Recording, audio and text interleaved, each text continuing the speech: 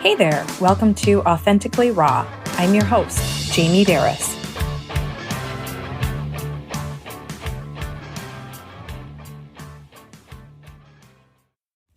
Are you a people pleaser?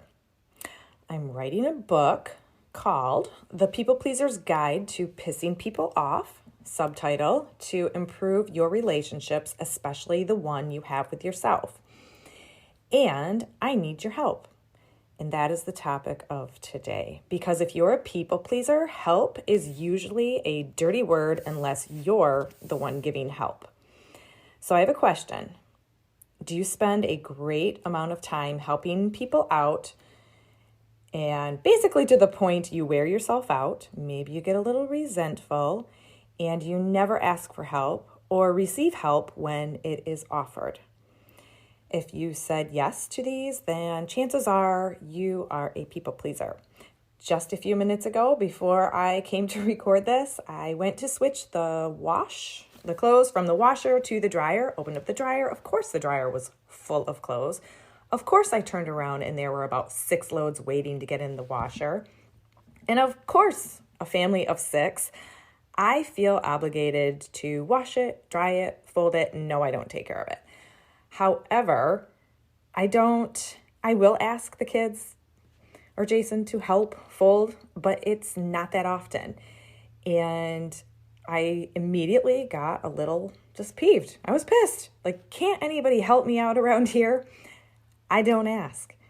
And I'm always really quick to help others out. And if you're a people pleaser, I think you struggle with this too, and you can relate. So whether it's around the house, do you help others stop what you're doing and go help others? Rarely ask for help yourself. And underneath, you are craving help. You want to ask for help, but you feel like you're going to bother or inconvenience or stress someone out. I do this. I go through my head and I want the help. And in my mind, I'm thinking, but everybody else has so much stuff to do. They have so much stuff on their plate. I don't want to stress them out, or quite frankly, I don't want to face the wrath of someone just being like, ugh, really? It's too much. So I do it myself, and then I get pissed at myself for not asking for help. I get a little pissed off at everybody else, and then I'm a little resentful. So does that improve and help your relationships with other people? No, not at all. And you're just denying yourself a gift. I think about it even in the workplace. Are you the type of person that feels overloaded? You need help with something. You don't dare ask anyone because, of course, same thing. They have all of their stuff to do, but yet they may ask you for help with whatever it is, and you get interrupted. Quickly stop what you're doing, help everyone else, and think to yourself, why doesn't anyone ever help me? Well, it's because you don't ask. And people pleasers hate to face that fear of, if I ask for help, I might be rejected. Someone might get annoyed with me, or they might do it, but you can tell because you're always reading the room and trying to figure out if you're upsetting people. You can tell when you're putting someone out. So you don't ask for help, but you offer it, and offer it. So my whole area where I'm coming from the help thing right now is I do need your help, because I have written this book and I'm pleased with most of it, but it's lacking the personal stories. I would love to put a shout out there. Email me, jamie@jamieberris.com. Are you a people pleaser? Do you find it extremely difficult asking for help? When help is offered, do you turn it away, but secretly underneath, you really want the help? Or maybe you turn it away because you feel no one can do it like you can, or you don't want to owe someone, or whatever the reason. But the topic today is help. Do you ask for help? Do you receive help when it's offered? Are you constantly giving help to others and won't allow others to give you the gift of help?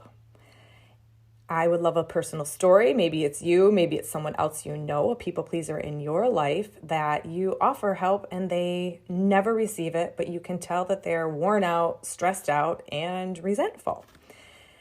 You can also go to my website, jamieberris.com. If you scroll down and subscribe to Transformation Tips, then you will receive this email that asks some questions. But your story, your tidbits, anything, whether it's a couple lines, a couple paragraphs, I would love to use it as inspiration. It could grace the pages of this book because it's just missing that little element of, it could be a funny story, it could be a serious story, it could have sarcasm, anything. But the book, again, is called The People Pleaser's Guide to Pissing People Off, because you will piss some people off if you ask for help. But you also piss some people off when you don't ask for help.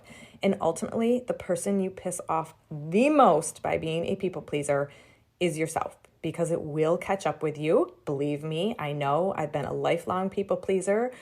I am a work in progress. I feel like I've recovered a ton, and I have a long way to go. It's a daily practice for me, and I think it is for a lot of people. But when you start to recover through this whole people-pleasing process, believe me, your relationship with yourself will become way more authentic, and your relationship with others too, because you're living more in truth and you are giving and receiving out of your authenticity. You're being true to yourself and to those relationships. So I'm rooting for you. Be real, be raw, be authentic, and I'd love to hear from you.